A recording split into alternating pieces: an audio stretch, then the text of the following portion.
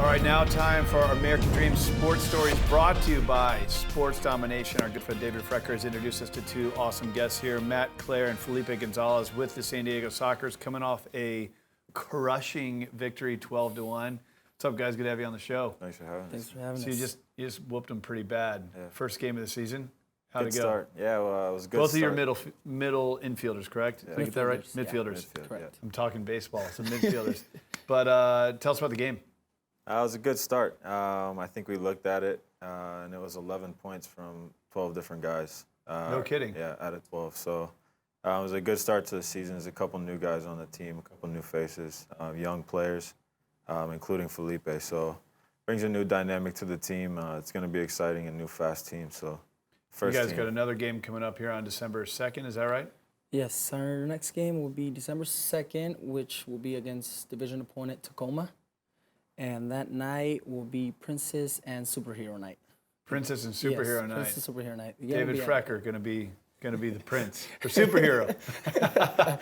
Yes. So you guys were saying before the actual show here during the break about how the Sockers in the league that you're in, it's more of an Americanized version of what we know as soccer. And obviously, people have seen the World Cup, and you'd mentioned you could watch a game that goes 1-0 and you'd love it. But here, the games you guys are playing are a little bit different. Explain the difference between the two sports. I mean, obviously it's still soccer. Yeah. But the game changes. There's no out of bounds. The ball it's very fast paced. It's very action packed. There's a lot of goals, a lot of shots. So for American fans, if you go watch a 90-minute game, some people enjoy it, some people don't. So in indoor, you get a lot more entertainment, I guess you can say. There's a lot more goals. There's a lot more opportunities. So it keeps fans kind of on the edge of their seat, and it keeps them interested in the game. What's the size of the field in comparison to what we're used to seeing on the World Cup? It's a hockey arena. So it's that much smaller. Wow. Yeah, it's an actual arena. So it's it's at the Valley View Casino, where the San Diego Gulls play. So they just put a board over the ice and then they lay the turf down. So. Wow. What are any of the rules different? You mentioned the periods are different. So it's 4 15-minute versus the World Cup is 2:45. Correct. Any of the rules different? Physically, to check people like in hockey? Yeah, no, you definitely won't be able to check people on the boards, man. That's definitely right away a foul. But, I think it's just in that aspect, the rules are definitely different. You got your power plays, you got your restarts, and that there kind of makes it definitely a different game. What do you guys enjoy more? I love soccer. I love the game of soccer. Yeah. So my first love was outdoor, so I'll probably always love outdoor first. But I've been playing indoor now. This is my 6th year, and it's grown on me more and more every year. So Now, you're originally from Tampa, and you're from San Jose. San Jose. Yeah. How'd you guys get out here and join the team? I came out here actually last year was my first year here. I've had a pretty successful career so far. So Felipe and I actually came out here with the national team last year. We played the U.S. and we won a World Cup actually. So kind of throughout that period, I was in Wichita, Kansas at the time. So when I came out here, I was a free agent at the next point. So came out, tried out basically throughout my national team thing, but it wasn't really a tryout. And the coach enjoyed the way I played. So from there, it was kind of figuring out my contract through my agent and all that kind of stuff. So how do all these leagues come together to form ultimately the U.S. team that goes to the World Cup? How does it all work? I mean, in baseball, you have the minor leagues and AAA leading into the major leagues, or they can get drafted. NFL, it's college straight to NFL. How does it work for soccer?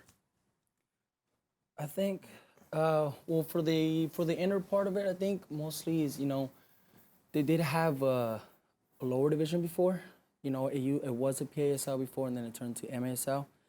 And, a lot of teams do have reserve teams, actually. Mm-hmm. So they worked their way up.